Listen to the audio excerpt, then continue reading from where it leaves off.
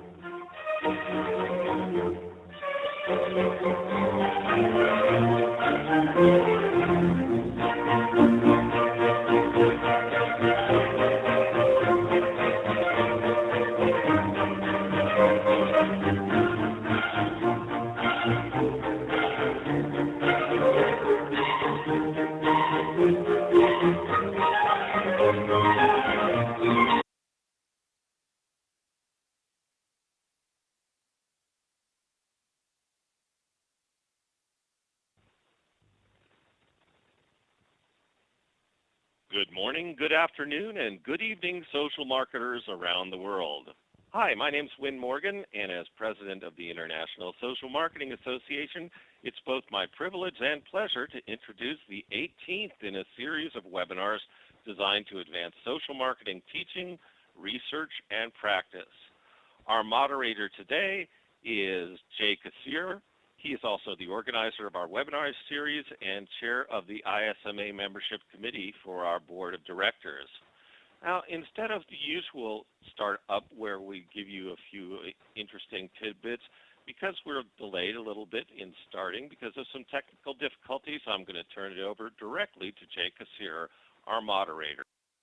Thank you very much, Win, and welcome everyone. First off, we'd appreciate it if people could let us know. We're going to skip these as well to save you some time.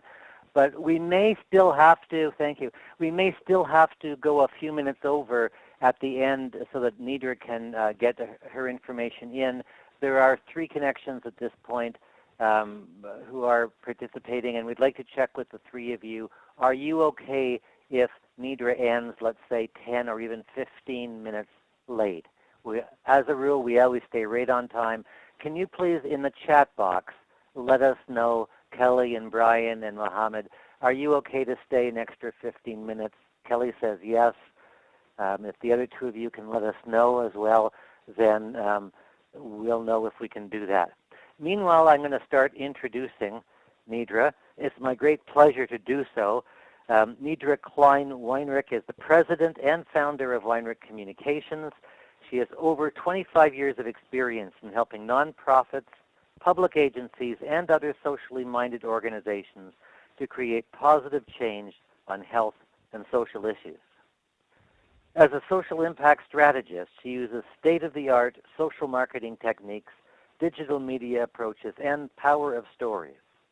She's the author of the widely used book, Hands-on Social Marketing, a step-by-step guide to designing change for good, and the founder of the Transmedia for Good network.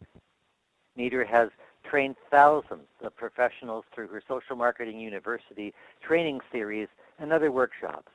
She's a member of the board of directors of the International Social Marketing Association and also on the editorial board for Social Marketing Quarterly. Nedra earned her master's degree in health and social behavior from the Harvard School of Public Health and her bachelor's degree in conservation and resource studies from the University of California at Berkeley. Nedra, over to you. Thank you so much, Jay and Win. So I'm going to share with you an approach to incorporating storytelling into a social marketing program in a way that creates an experience for the audience that is more likely to create change than what I think traditional approaches can do. Now, from the outset, I just want to note that, of course, transmedia storytelling is not something that's going to be appropriate for every social marketing program. Of course, it depends on your goals, on your audience, your target behavior. But I want to introduce you to this concept so that this can be one more tool in your arsenal. When it is appropriate, you'll know what it is and how to use it. So I just wanted to start with a quick poll just to get a sense of how often you use stories in any form as part of your social marketing programs. Is it all the time, often, sometimes, rarely, or never? If you can just click, I'd love to know.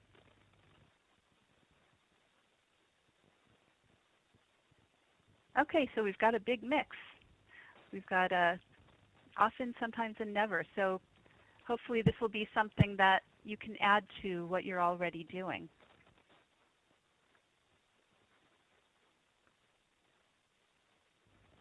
Okay. I think this quote is apt, and depending on who you ask, it's either a Hopi proverb or comes from Plato. I don't know which one is correct. But I like this quote, "Those who tell the stories rule the world." Because narratives, both our own and that of others, influence how we see the world and how the world is created around us. And these stories relate to how we got to where we are. What are the problems out there? Where did they come from? What do we tell ourselves about what the sources are? And that in turn helps us think about what are the potential solutions.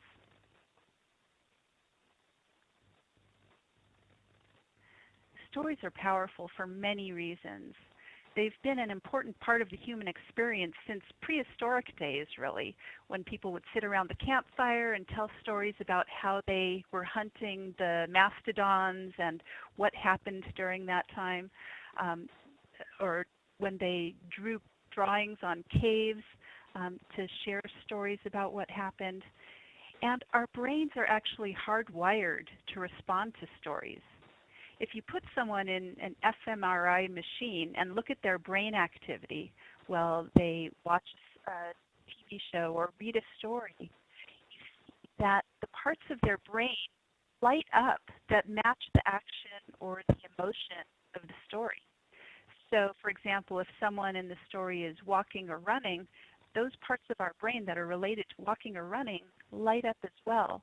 Or if a character is angry or sad, our brain mirror that emotion as well. So we process the story as if it's actually happening to us. So how do stories create change?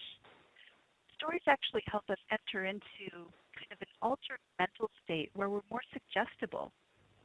This is called transportation or narrative transportation. And this is when we lose ourselves in a story. I'm sure it's happened to you. When we kind of forget about the outside world and we're so wrapped up in what's happening in the story that we don't pay attention to what else is going on. It actually creates chemical changes in our brains that can lower our natural defenses to new ideas, attitudes, and behavior change.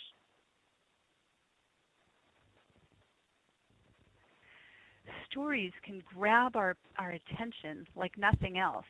I know I've had the experience, and I'm sure you have, watching TV and kind of flipping through the stations until you see a little snippet of something that just captures your interest. And you want to know, how did they get to that situation? What's going to happen next? And nowadays, people are really skipping the commercials. They just want the story piece of it. So we need to find ways to embed our messages and our appeals within what they're actually paying attention to, which is the stories. I myself have been moving away from the advertising kind of approach and moving much more towards stories, which is really where people are paying attention. Stories can also make abstract concepts more concrete and relevant to people's lives. So, for example, we can actually see and hear what something like women's empowerment or gender equality look like, how the interactions between people might occur, what it means to have problems and how to resolve them, rather than talking just generally about the concept, which I think happens way too often. Stories also provide vicarious experiences. They can let us see in a safe way what the consequences might be to particular actions, both positive and negative consequences. So as we read a story or watch a story play out, we have the opportunity to think about what would we do in that situation. And if in real life we do find ourselves in a similar situation, we've already kind of thought through what might happen with various scenarios, and we're more prepared to deal with that.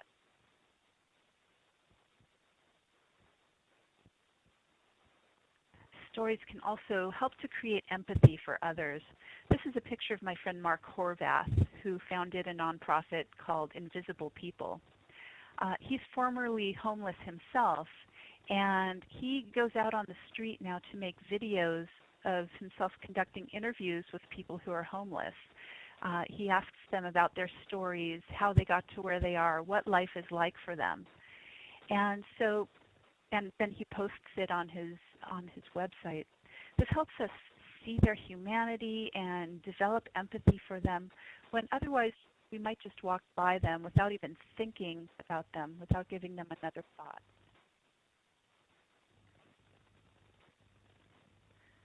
Stories can also help to create or reinforce social norms.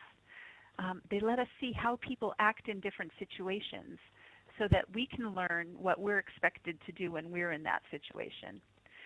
So whether it's a social script for what happens on a first date, or what happens when you go to the doctor, or what happens in a class in high school. I mean, we've probably all seen these kinds of scenarios on TV shows, in movies, in books.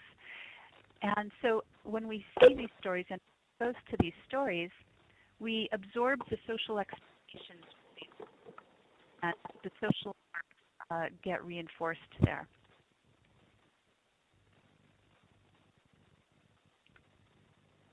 So because stories are so powerful for all these reasons I just mentioned, for decades, public health and social change professionals have developed a field called entertainment education. And this involves basically embedding health or social content into entertainment storylines. It's primarily been done through originally produced content, whether it's a soap opera on television or a radio serial in countries around the world.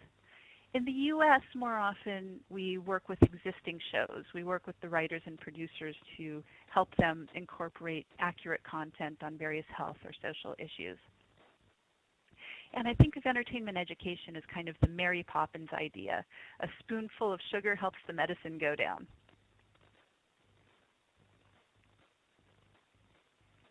And over the decades, there have been a lot of successful entertainment education projects.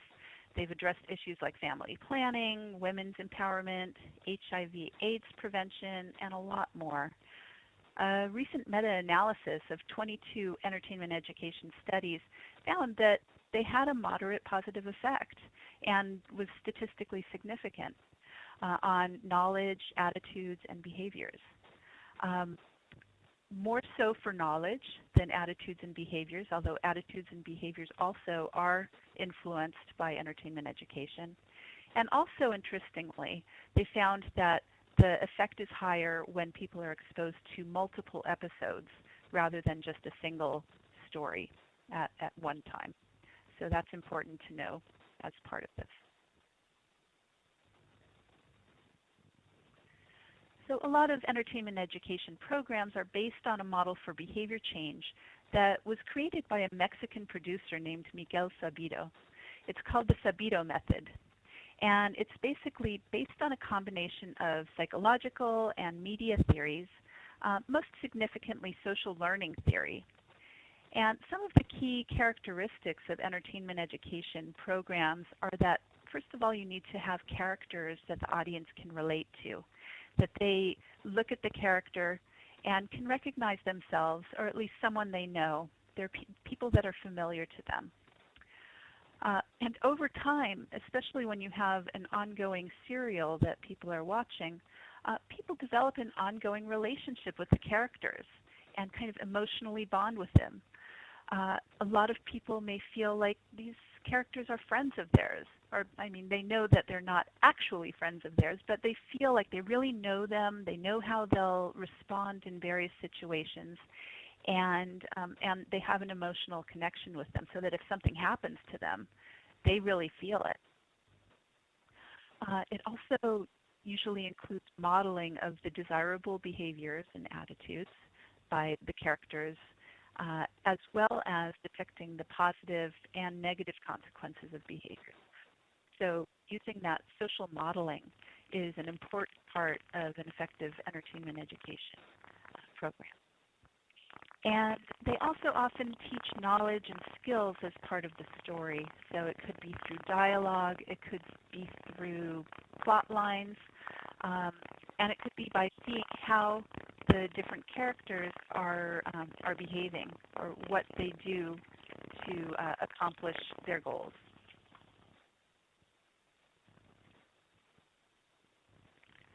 So now I want to talk about how entertainment education can relate to transmedia storytelling. Let's talk about what transmedia storytelling is, first of all. So this is a picture of Henry Jenkins. He's widely considered kind of the godfather of transmedia storytelling. He's at USC, and he's written extensively on transmedia storytelling and what he calls convergence culture, where we're all coming together via media. Basically, what he says is that transmedia storytelling is spreading different pieces of a story across multiple platforms. It's not just the same story told in different media. So you might have a movie and a book that are pretty much exactly the same story. That's not what we're talking about here. We're talking about different things that happen in the story happening on different platforms. So it could be that you get different viewpoints. Certain characters are present on certain media, or that you see events happen kind of off screen in a different way. Oftentimes, what it is you have the main program on video or as a TV show or movie, and then the characters might have Twitter accounts where they talk to each other in between the episodes, or one of the characters might have a blog where you can see them get more in depth on what their thinking process is, or what their backstory is, why they're acting the way you see them acting in the TV piece of it. So it gives you an opportunity to get much more in-depth into story world, into characters, and for those who are fans of the series or whatever it is, it allows the audience to access the story in new ways.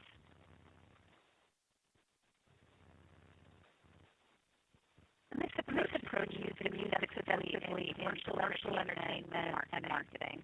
These are some examples of transmedia storytelling used in commercial programs. So the Matrix, for example, film, animated short video game, graphic novel, and comics, the Hunger Games, Lost Heroes, and for the most part, tends to have to happen in Hollywood, so they have their main TV or show, and then the transmedia elements are sometimes an afterthought. But with some like TV show Heroes, the transmedia piece was really built in from the beginning. The certain really in the transmedia storytelling method. And so in addition to the TV show, comic books, and online webs where these other characters that eventually later on came in the TV show. So the people who had seen the other media already knew who these characters were and knew what the backstory was, what happened before they appeared. Nedra, We're having trouble with the sound coming through, and we'd appreciate it if you could just wait for a second while we get that resolved. People are having a hard time hearing you. Sure. Yeah, I think the problem is coming from Nedra's line. So Nedra, if you could hang up and call back in. Okay. All right. I will be right back. Just for a moment. Okay. We apologize for the inconveniences. We're doing our best to get them resolved as quickly as possible. And Nedra's calling in from Israel, and she doesn't have a landline. So, the joy of technology, again.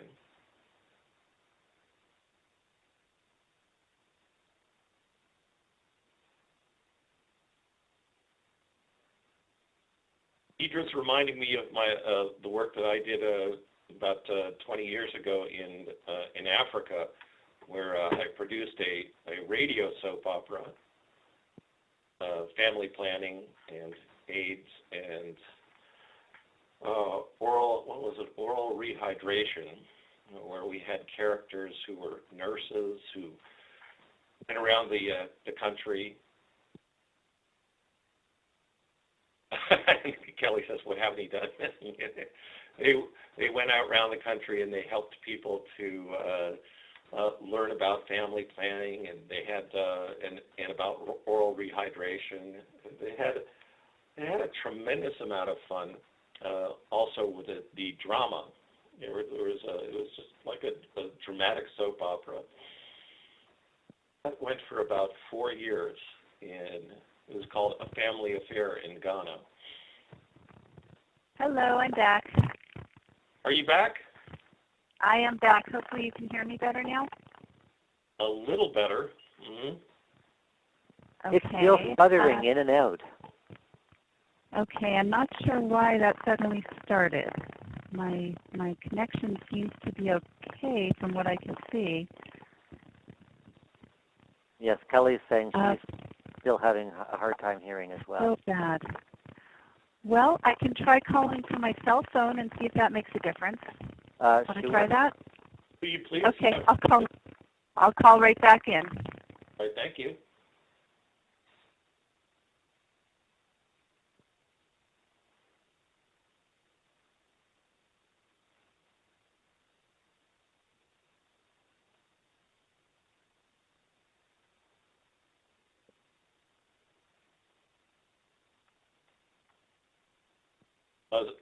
So Jay, I was saying that you won't believe it, but the inspiration for A Family Affair or this radio soap opera was from my father. Oh. My father in World War II was a spy for the Americans, and he set up a fake radio station behind the lines in Luxembourg, in which he just created a big play where they pretended to be a free German radio station, which was broadcasting what they said was the truth about what was going on in the war during World War II. And they gave such great information that most of the Nazi officers... Hello, I'm back. Oh, you're that's back. a lot better. Okay, good. Hopefully my connection will hold. Okay, Kelly, right. When you buy me an orange juice, I'll tell you again. Go ahead, Nedra. Great story, though. Sorry, we're going to have to switch over. Sorry to interrupt. So let me figure out where I should go back to start. Should I just talk about this slide? Were you guys able to check what the definition? I think this one was the worst, yeah. Okay. All right. So there's been a lot of examples of transmedia used in commercial entertainment and marketing. And one of the ones that really had transmedia baked in from the beginning is the TV show Heroes. And the producer, Tim Crane, really believes in a transmedia approach. And so he really wanted to make sure that his TV show was more than just a TV show. He wanted to give the fans a really broad experience. so that they could get as in-depth into the story world as they wanted to go. So in addition to the TV show, the weekly TV show, there were also comic books, fan websites, webisodes, and some of the comic book characters and webisodes were totally new characters that hadn't been seen before. And as they came in, so we saw things happening with these new characters, and later on they appeared in the TV show. So those who hadn't seen the comic books or webisodes might not be familiar with these characters, but those who had seen them already knew what the backstory was, knew what had happened prior to them appearing on the show. Another great example of what they did on Heroes is, for example, one of the characters purportedly worked for a paper company, which was a front for the evil corporation that was the antagonist in the story. And at one point, he hands his business card to someone else. And on the business card, there's a URL for the paper company. Now, those who are alert and see that URL, if they went to their computer and plugged it in, it took them to a faux website for that company, and they were able to kind of hack their way in to get into the system and learn a lot more about the background of the company and how it's operating. So it's something that it's not necessary to understand the story, but it adds a lot more depth and nuance for those who are interested in it. Another one that I'll just mention because it was an indie production, the Lizzie Bennet Diaries. It was fantastic. If you like Pride and Prejudice, this is kind of a retelling of Pride and Prejudice in a modern setting as a transmedia story. So Lizzie Bennet did a series of video blogs or vlogs where she would talk about what was going on in her life. That was kind of the main storyline. And if people only saw those videos, they would get a great story. But they had a lot more going on, and it was kind of baked in from the beginning. So the characters, all the characters in the story had Twitter accounts. And so in between when the videos were released, the characters would be talking back and forth on Twitter. They had Facebook pages. They had a book. There was a live event going on. Other characters created videos. So it was a very well-rounded story from a lot of different perspectives. Sometimes people would have totally different takes on things that had happened in the story. So it's just another example of what's possible to do.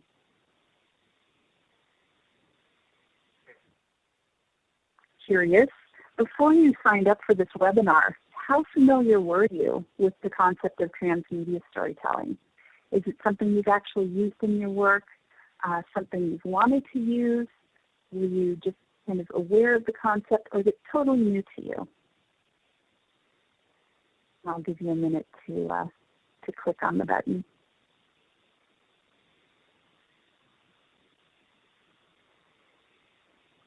Okay, so it looks like you're at least a couple of you knew the concept. For one of you, it's totally new, and none of you have actually used it. So maybe this will inspire you to move forward. Okay. So transmedia storytelling isn't something that's totally new. It's something that's been used in various forms for a long time, but in a less formal way. And it certainly hasn't been used a lot as part of social marketing programs or even entertainment education. So why should we be thinking about this approach as something to use in social marketing? Well, really because we and our audience members live in a transmedia world.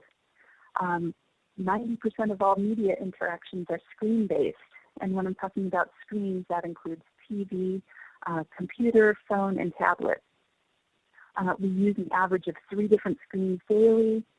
77% of TV viewers are using another device at the same time they're watching something on TV. So people are using all of these different things at the same time. So if we could use that to have different parts of the story going on at the same time, that could be really exciting. And it turns out that when you have content on more screens, brand recall is a lot higher than if you only see it in one place. So that's another reason to do it this way. You may be able to reach people in a lot of different places, or in places that might not have necessarily been able to reach them previously.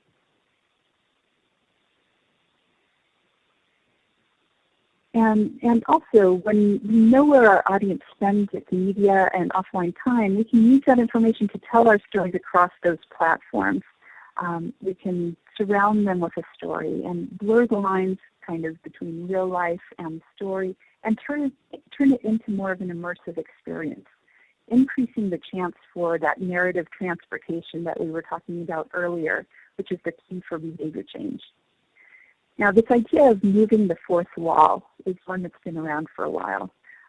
With most performances of plays, or even the concept has come to television and film, we're used to the story playing out on the stage, where there's the three walls surrounding the performers and the invisible fourth wall that separates the actors from the audience.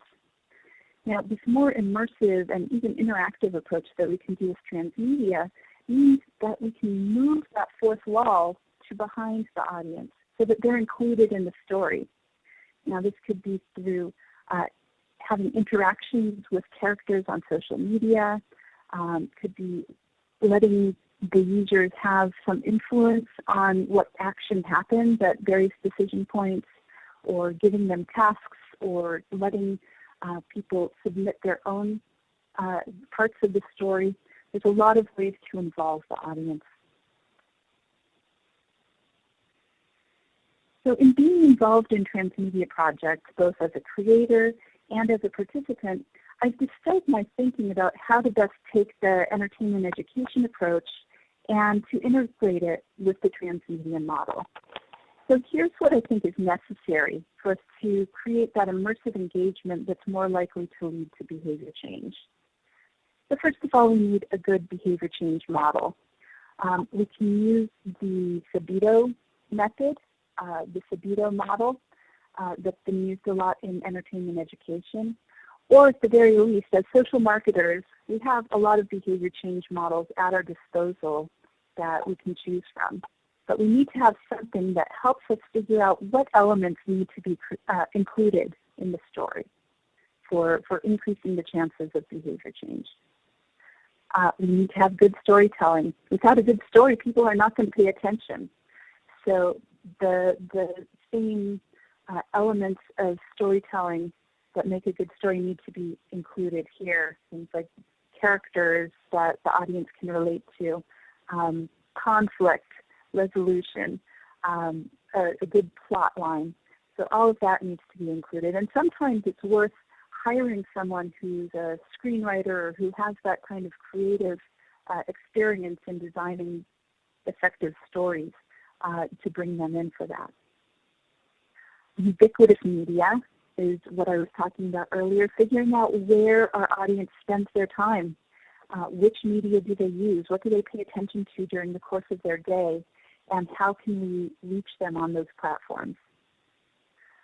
Making it a more participatory experience, so it's not just a one-way flow of information from us to them, but giving ways that it can be interactive so that they can talk to the characters, they can share their own stories that are relevant to the story that's going on. There's a lot of ways to make it more participatory. And in addition, we also want to make sure that there's a way that they can apply what they're learning from the story in the real world. So that could be by giving them skills that they can bring into their own lives. It could be through helping them to find where the nearest clinic is to them so that they can take care of something that was spurred by something in the story. So finding ways to bring the story into people's lives.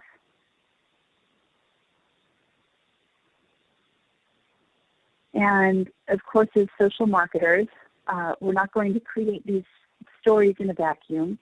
Research is critical. We need to make sure that we follow the social marketing process to determine our target audience, to figure out the social marketing mix, what the benefits and barriers are, where to reach our audience. And so through social marketing research, this is how we determine these different elements of the immersive model. Many of them fall under place and promotion, but we do need to have the full marketing mix to make sure that we're reaching people in the most effective way. And we may find through our research that transmedia storytelling is not necessarily the right approach for this audience or this project. So that's important to keep in mind as well. I'm going to share with you some quick case studies to give you an idea of how it works in action. So East Los High is an online series that's on Hulu that was designed in this model, in this entertainment education plus transmedia storytelling model.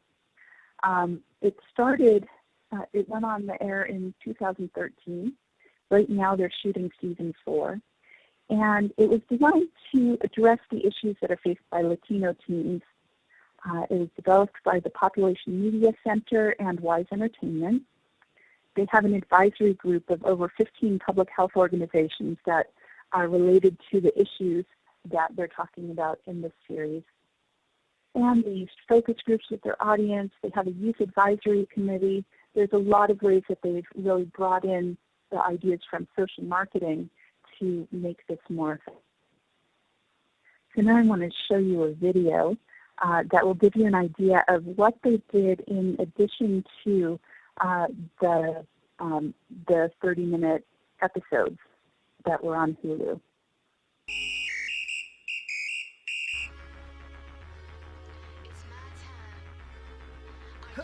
Already? Pull out! My bad. I'm pregnant? I'm sick all the time, I'm getting fat, and Abe don't want to screw me no more. I know that once I have the baby, Abe will be so excited, he'll start treating me nice again. Even when we're not having sex. I don't know what to think about Cece's new life. Oh my god, Prima, I don't know what the happened. Like, yesterday I had this cute little baby bump, and today, look. I'm blown up like a globo. How am I supposed to choreograph around a belly? And if you have any friends that are pregnant, tell them to write me too so I can see how they're dealing with this stuff. Soli Gomez here for the East Los Siren. Unless you're here to sign up for the newspaper, you can leave because I'm busy. I'm signing up. You're signing up. Well, guys can ask me their questions and I can find out the answers for them. How about that? Okay, let's try you out. Yo, what's up? It's Polly here with the first edition of Ask Polly. If you got any questions about sex or dating, you could click the link below. Got a great question here for you today. How and what do you do to pleasure your partner? Oh, shit. If a girl's worried about getting a disease or getting pregnant, she's not gonna be relaxed.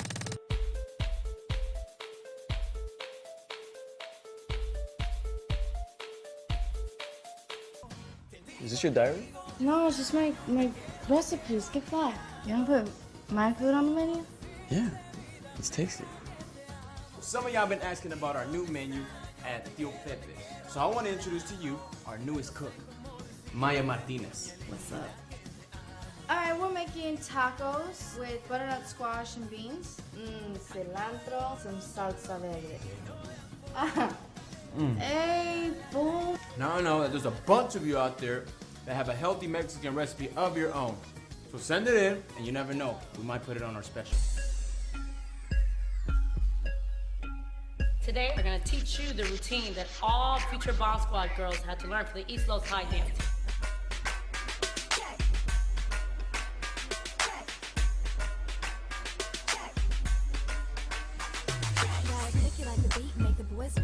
I'm going to show you how to get Vanessa's signature look. Let's create some bright and fun highlights. And we're done.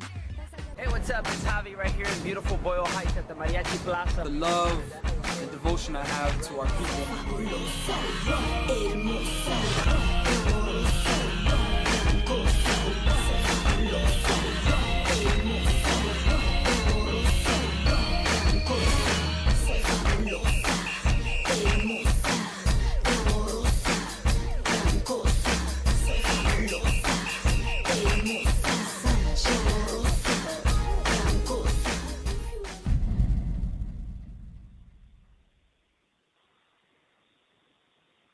Okay, so that gives you a good idea of how they incorporated those transmedia elements into the storyline. I think they did an amazing job. Their evaluation that they've done so far has shown that the show has had an impact. They worked with entertainment education expert Arvind Singhal to design the evaluation, and they did viewer surveys. They did a lab-based experiment to test the effect of the transmedia pieces of it. And so they found increased knowledge about various topics, increased willingness to get tested for STDs. Their viewers really liked the transmedia extensions, and 87% of them watched those. And they found that those exposed to the transmedia version of the story, not just the videos, but all of the different pieces of it, had higher knowledge about condom use. It didn't hold true across all of the different subjects that they tested, but it was very clear for condom use. And they also had a resource page that linked to their different partners.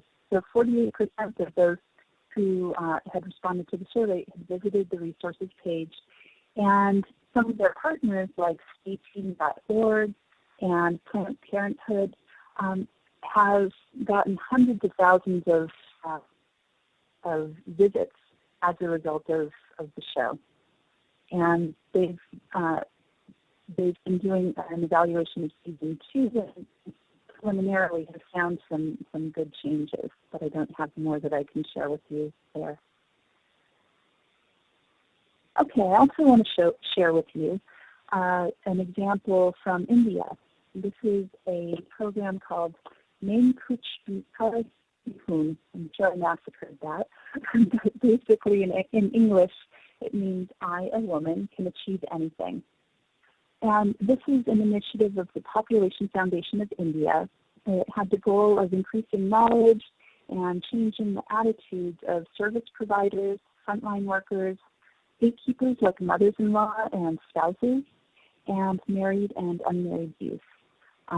They were really focusing on delaying the age of marriage, age at first birth, increasing child spacing, and use of contraception. Right now they're in season 2, and they've added in some adolescent health issues as well to the story.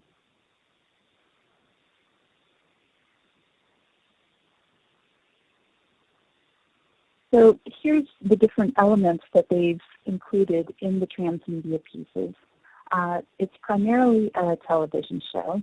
In the first season, it had 52 episodes, which brought 58 million viewers, which is pretty amazing.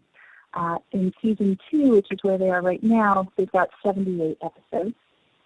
On radio, they have 155 different stations that are broadcasting the show. And in certain areas, it's really popular. In Madhya Pradesh, 83% of the households who have radios listen to the program. In Bihar, 42% of the households listen. They also are using something called an interactive voice response system, which is something that it's a phone number promoted via their TV and radio pieces. They have received calls from all over the country, and what it is it's a way for people to give feedback and make it more interactive in more of a low-tech kind of way. So they have weekly quiz questions that are related to the show. People can share their experiences and thoughts about the issues on the show. And so in the first season, they received 625,000 calls from about 150,000 callers. So that's a lot of people who are engaged in this story. They also have NGO partners and peer educators that they're working with. They had 429 viewer discussion groups, and they use things like games, comic books, and illustrations to facilitate discussions about the issues that are in the show each week. In terms of their evaluation results, they have increased awareness on various issues, increased discussion about use of contraception with spouses, increased use of family planning methods, decreased acceptance of domestic violence, increase the belief in the capability of women to participate in local government. And also, they found that the belief in the right of a woman to decide whether to continue her pregnancy was directly related to the level of exposure to the program. So for those who had just had low exposure, the belief was lower, but the higher it went, the higher their belief was. Okay, and finally, I want to share one of the projects that I produced. This is a transmedia series that was part of a larger project. It was an online social network for teens on health literacy that I worked on with UCLA and HealthNet, the health insurer. So this was one piece of what we were offering on the website, but we tried to incorporate it throughout all of the different parts of the website. We worked with a performing arts high school in Los Angeles, where we had our actors, we got production help from them, as well as help with the script to make sure that us adults didn't make it too goofy, which kind of was an issue. And each of these characters had a profile on the social network, and the users could actually friend the characters, and they would interact with the users in character.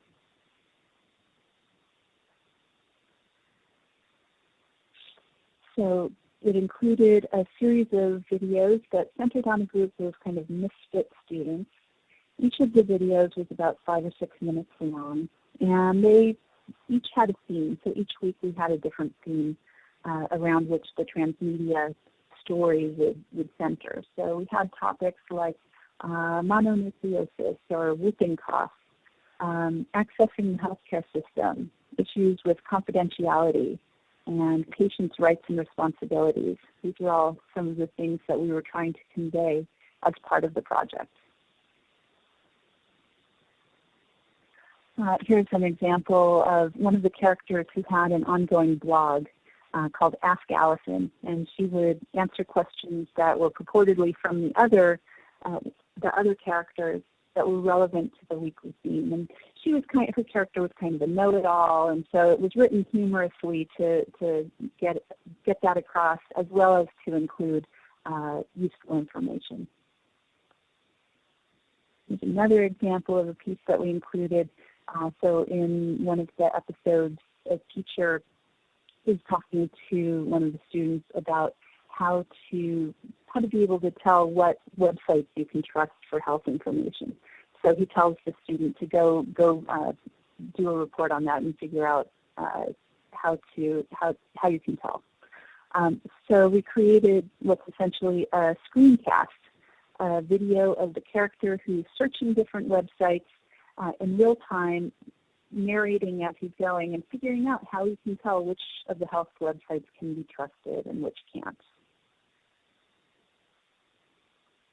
We also created a faux website for the doctor's office in the video. At some point, one of the characters goes to a doctor's office, so we created this website where the users could go on the website, get information, but it also had a touch of humor in it as well. And we tried to make it look real, but at the same time be kind of goofy and outrageous with some of the things we had on there. We also had a working phone number that they could call. It had a voicemail message and kind of a humorous one, encouraging people to leave these messages to the doctors with their questions. So that's another piece that we were able to do. And on the online social network, we had every week an expert chat where we'd have a different expert come and talk about a topic related to the theme on the social network that week. And so occasionally we had these chats where we had characters from the series participate in character and interact with the users on the site and with the expert. And so we tried to make it entertaining, but at the same time educational and full of information. And just briefly, some of our evaluation results were that knowledge about accessing the healthcare system increased by an average of about 37%. Intent for positive behavior change increased related to healthcare usage. And we also found that those who were accessing the transmedia content spent a lot more time on the site than those who didn't.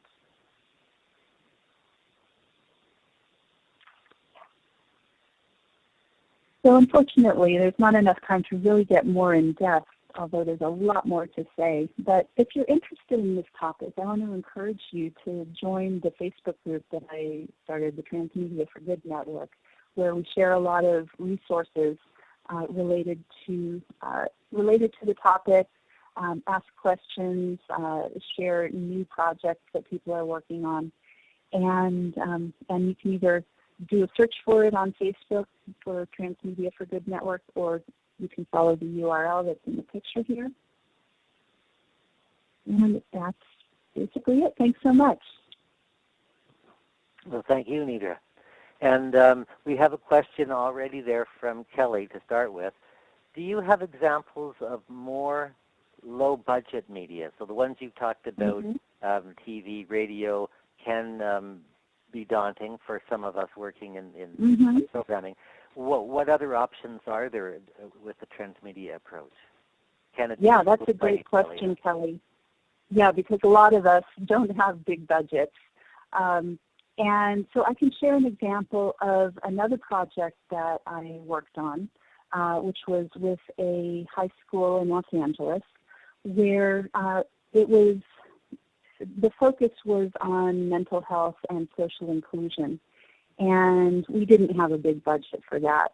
What we did is we made it more about the students themselves telling their own stories. So every week, it was an after-school program where every week we would work with them in various media with specific questions for them to answer, or specific stories we wanted them to tell about themselves, they used video, poetry, art, rap, hip-hop. There were all kinds of different, you could call it media. And the things that they wanted to do, they got to choose how they told their story. But we just made sure that there were a lot of different kinds of media that they used, and that they touched on different aspects of their life. It wasn't just a single story that they were retelling over and over, but gave a full picture of what are some of the mental health issues that the students in that class were working on, or were experiencing. What had happened? What challenges had they faced, and how had they overcome them? And so we had, over the course of the year, a lot of different pieces of that. That at the end, what we did is we took it and put it together into a video. We had two things that we did. We had a video that we created that put it all together into a more coherent story. And we had a live kind of poetry slam that we did at a local cafe, where the students who had been part of this came up and presented some of the different items that they had created to tell their own stories. So that's a very low budget example of how you can do it. And it absolutely does not have to be expensive. It's really about what media does your audience use and pay attention to, and how can you reach them through it, and doing it in multiple different ways. That's really what it comes down to. Nedra, you've been focusing mostly on fictional projects, but can you give an example of how nonfiction stories could be used? Yeah, sure. There are a lot of documentaries that are using the transmedia storytelling approach, showing through multiple viewpoints, different viewpoints of events that have happened, using it to give a deeper dive on facts or, for example, historical documents, or different kinds of media. One method that I really love is a project that I thought was a great example of using crowdsourced content from users, is called Sandy Storyline. And this happened, I guess it was after Hurricane Sandy. That was about 4 or 5 years ago maybe at this point, where they collected people's stories of what had happened to them during Hurricane Sandy. And they encouraged as many people as possible to upload videos. They had a phone number that people could call and leave a message where they told their story, and then they would post the audio. People could post video, post photos, or write it up as text. So there were it was a huge variety of different experiences of it that you could see from different people's viewpoints, and in doing so, get the big picture of what had actually happened. Thank you. Last chance for questions.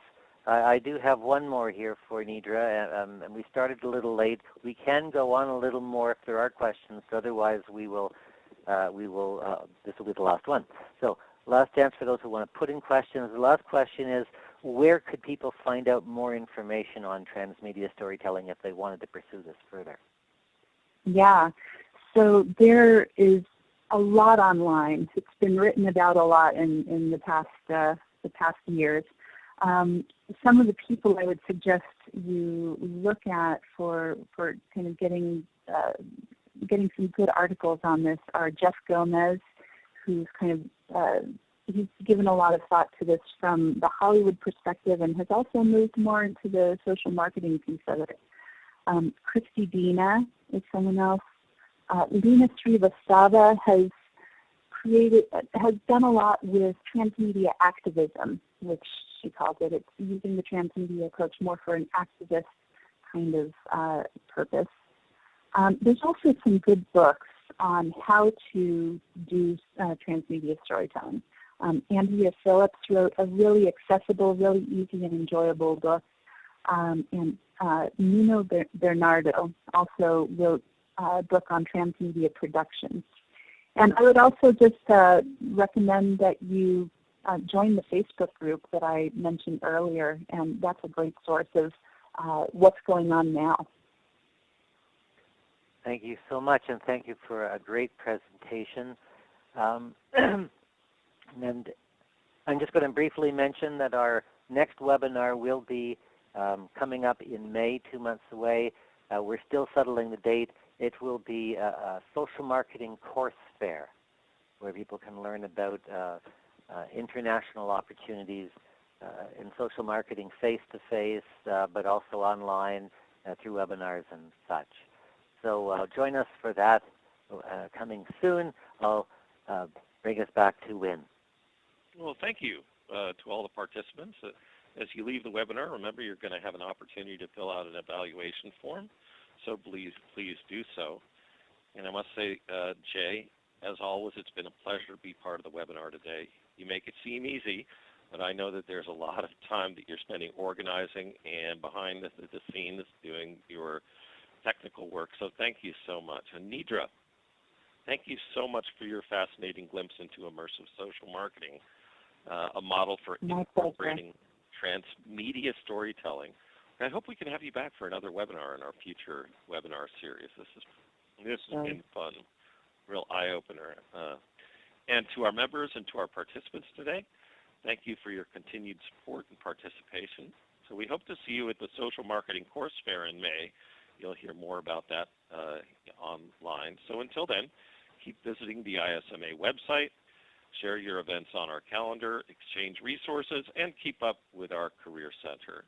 Until then, this is the International Social Marketing Association. We now conclude today's webinar.